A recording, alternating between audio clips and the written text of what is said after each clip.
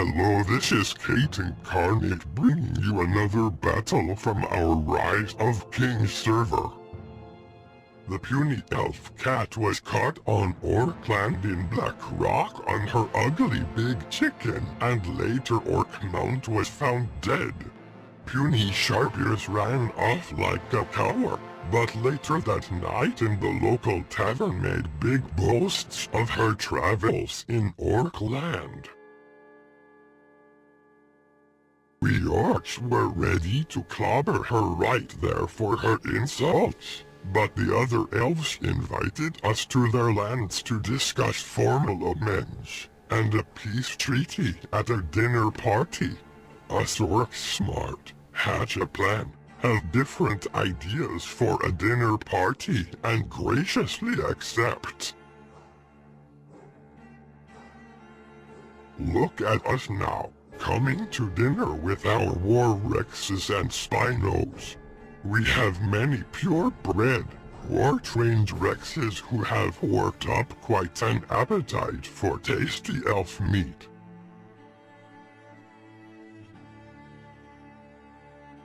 Some elves not that bad. Elves of Umbar to the east allow us to travel through their lands.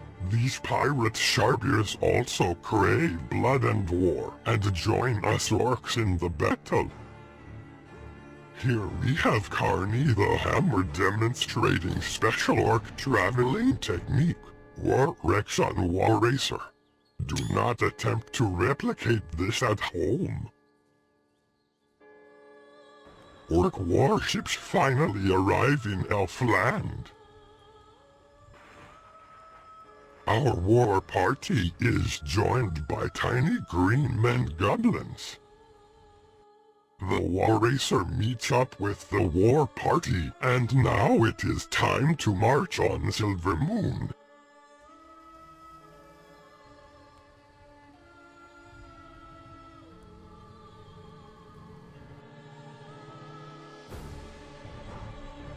Krunk the Conqueror and Ockard the Infernal Admiral sail the Orc Dread Fleet ahead with the Spinos to Silvermoon docks to meet with the Sharpiers before the war party arrives.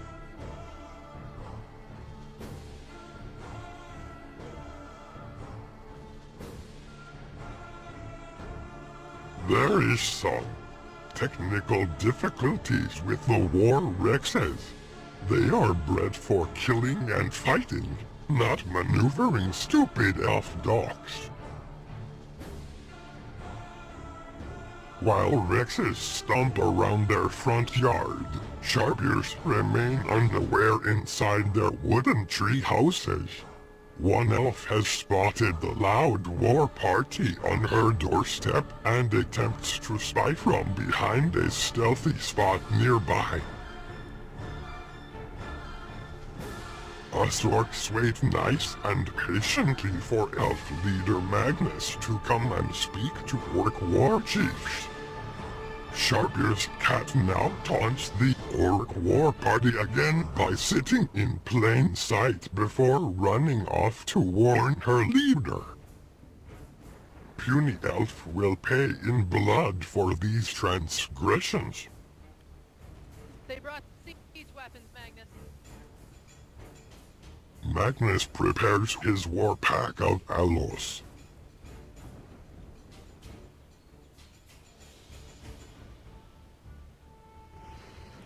Sneaky Albatross the elf keeps an eye on the war party from inside one of his boats on the dock.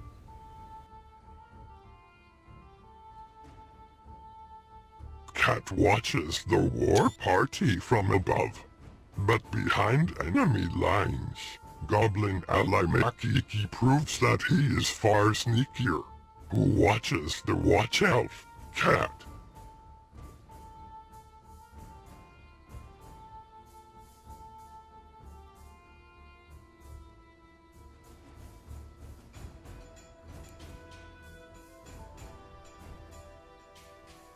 Puny elf comes across another goblin, waiting for her. King Bonjour. Can I help you? There'd be a person waiting to talk to you down there Talk. on the Spino. Yeah. This doesn't really look like talking. This looks like they're No. going to attack us. We're just making sure our interests are protected, ma'am. Yeah, don't worry, our priority is the same here. We were told they were here to talk. This doesn't look like talking. I have a better speaking representatives is coming up here to talk to you. You can take it up with the boss man.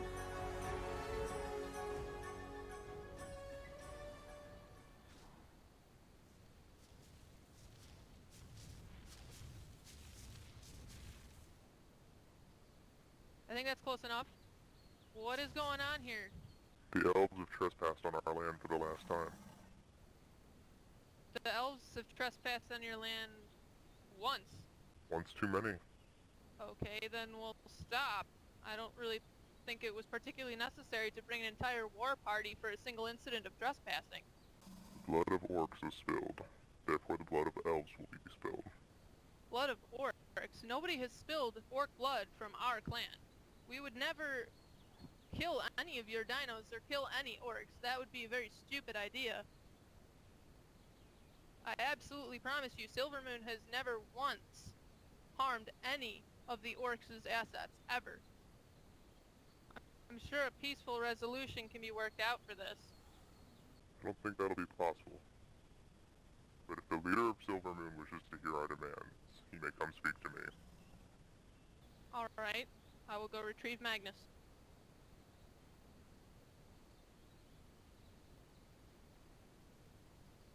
Katt runs off on Big Chicken to fetch Magnus. But while she flapped her elf lips around making pretty words, Magnus is already meeting with our war chief to discuss demands. That he turn over the perpetrator, Katt, and her terrorbird to the orcs, so she may be sacrificed to our god of chaos on the Mother Mountain. The packs of Alos and Rexes are too impatient to wait for their masters to speak. The beasts suddenly rip into each other without their master's consent, sending negotiations into a flurry of blood and chaos. The Spinos and goblins jump into the bloodshed, but the Alos are no match for their bigger Rex brothers. In the midst of the carnage, a fearless Silvermoon Elf dashes around on a saber cat, trying to catch any warriors on foot off guard. The war party falls back to regroup with the war racer near the shore. Silvermoon retreats to their treetops. As always, the cries of war have drawn neutral onlookers to the battle. I take no sides. I'll leave you be. You may do what you wish. I take no sides in this war. Our orc warriors ignore the pesky vultures, come to squawk and squabble over leftover scraps from the battle.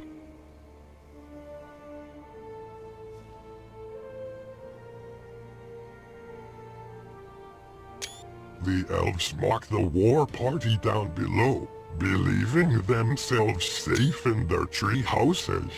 They demoed the only ramp-up, so the orc beasts can do nothing but pace menacingly below, ready for a war of attrition to begin.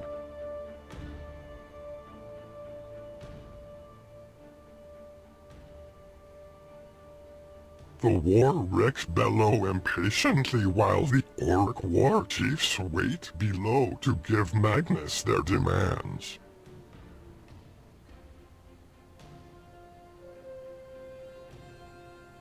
The Rexes snack on brave elven farm animals trying to attack them while they wait.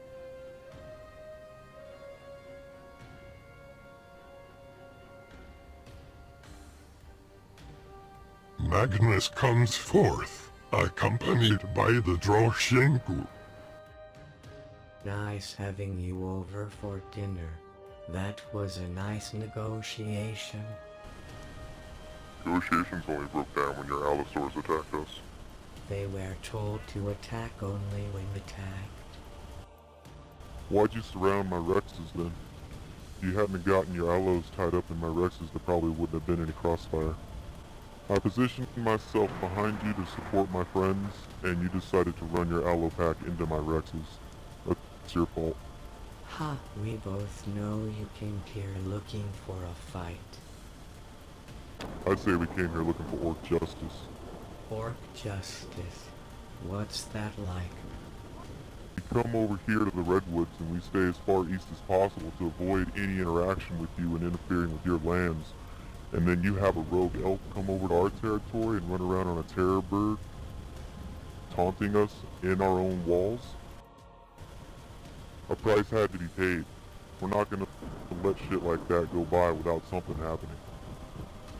All right. Anything else? I hope that there's a lesson learned here. You cannot do anything against the Orks and not have a price to pay. Grom, do you have anything to say?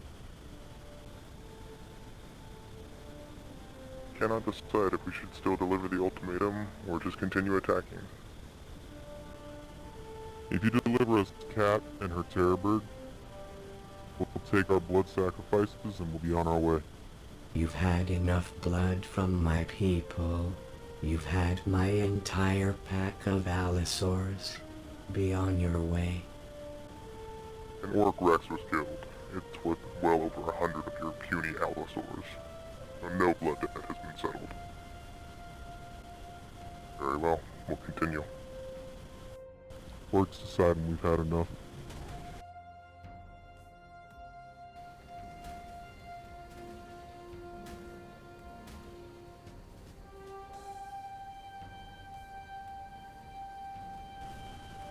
The elves invaded our lands and will not repent.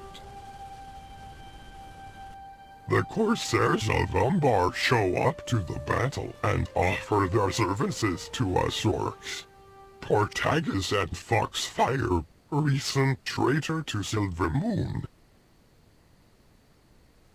Meanwhile, the goblins set up cannons on the cliffside and begin firing upon Silvermoon.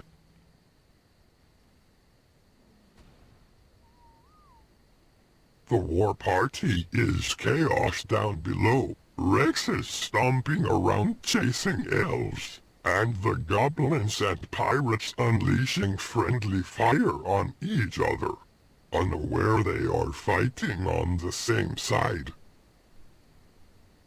Goblins gleefully revel in the chaos below and begin shooting off fireworks, lighting up the hole in the side of the elf treehouse with bright colors. Silvermoon surveys the scene, unable to prevent the cannon fire into their capital. In the light of dawn, the Orks grapple up the demoed ramp platform and rush up the ramp to the main treehouse. They are met with the perpetrator, Katt, on her terrorbird. Foxfire, the Corsair elf, joins them to Katt's shock. What the hell are you doing here, Fox? You're not welcome back here. Don't worry about it. There's a valuable lesson to learn here not to mess with Orks on their land.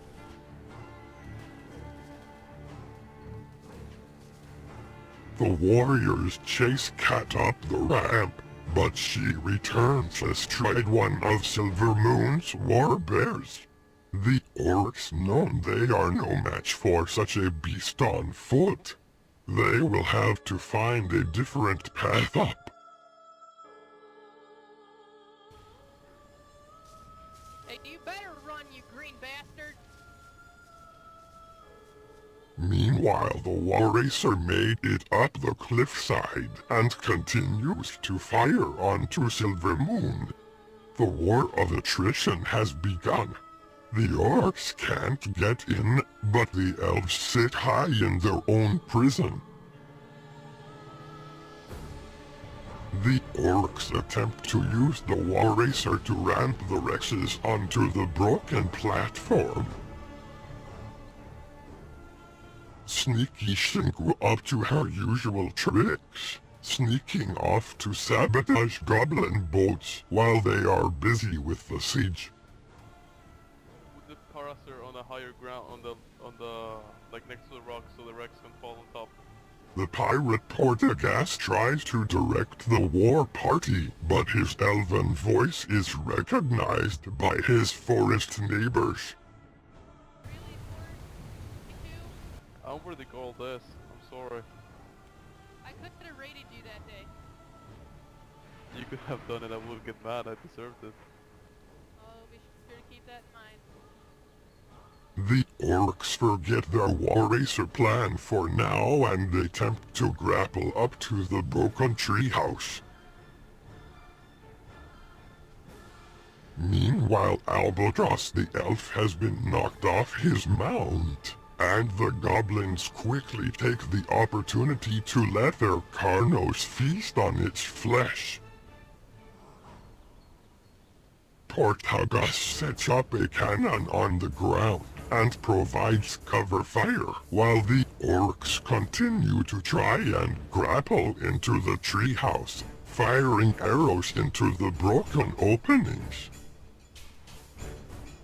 Grom is able to hit the elves' dimorphs and kites them down to the hungry war rexes below.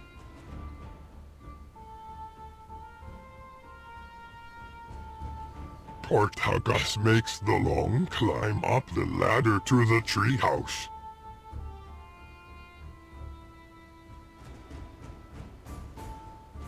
And Portagas makes the long climb back down the ladder.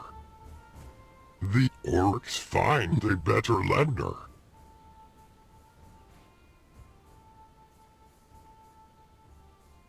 The elves fire upon the orcs as they plan how best to grapple their way onto the adjacent structure. Master of Orc Acrobatics, Grom successfully grapples across, dodges all the plant species X, and jumps down to safety on the ledge below. Grom's orc brothers begin to grapple across to join him, but the elves have spotted Grom. He holds them off while his fellow orc falls safely to another ledge. And then he escapes by parachute. Good fight, sweet jump. They're gonna be here all night, Magnus. The orcs, now joined by goblins, have successfully broken into the elven keep. They rush in victoriously to smash and pillage anything they can find. The Sharpeers and their pets attempt to put up a fight, but the green skins are too strong.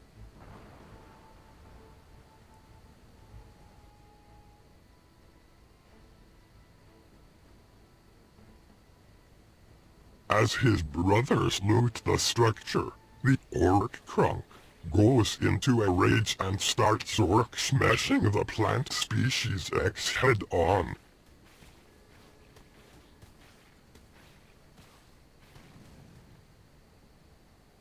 Krunk goes quiet as he hears a door slam nearby, and the elf Katt rushes past, apparently taking no notice of the orc covered in glowing plant and centipede goo.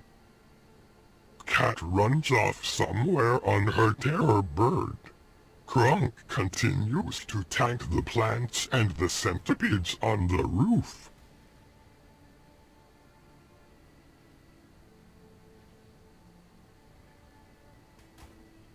The war party continues to break down doors and storage chests. It's now daybreak and the elves have been strangely quiet. Let's see where the elf Katt ran off to. The sneaky Sharpears has left the battlefield and gone to seek revenge on her neighbors, the pirates who are currently picking her base clean for Gobbos and Foxfire. And look at this. She has led their Rexes to the water and is attempting to drown them. The same tactics we accuse her of using on our Orc War Rexes that she swore she had no part in. Let's check in on another sneaky elf, Shingu. Alright, Shingu is doing mysterious Shingu things. Magnus, their leader, continues to fight off the horde of orcs and attackers on his doorstep. Foxfire the pirate swims awfully close to where we last saw Shingu. Is either party aware? Are they chasing each other? Ah, this is too boring. Let's get back to the action.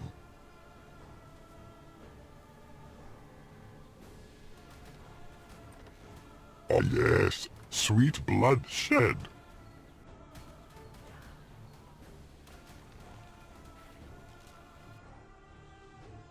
It seems like even Katt is catching the bloodlust, not satisfied with her vengeance. Katt continues to play out her sneaky tricks. Although her big chicken cannot fly, she manages to get it to float into the pirate's cliff-top base to exact more vengeance. As Katt continues to wreak havoc at the base, Foxfire returns. He is too late to do anything as she has already flown off to drown the other beasts. Back at Silvermoon, the Orks have begun to march the War Rexes home. The blood debt has been sufficiently paid. The goblins quickly leave with as much loot as they can carry on their ships. The ever-sneaky Shingu boards the Corsairs' ship, perhaps to reclaim some stolen goods, or perhaps some stolen dignity. It is too late, however. Her elf capital lies in quiet ruin.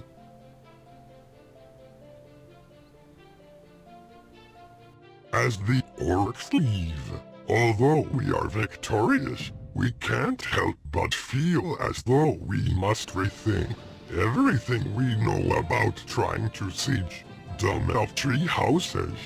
And also the pirates might want to rethink betraying their closest neighbors. Thank you for watching. Thanks to the players for a great battle, and thank you to all our role players on Rise of Kings. Subscribe for more videos. Click the links in the description if you are interested in joining the server. Have a great day and goodbye.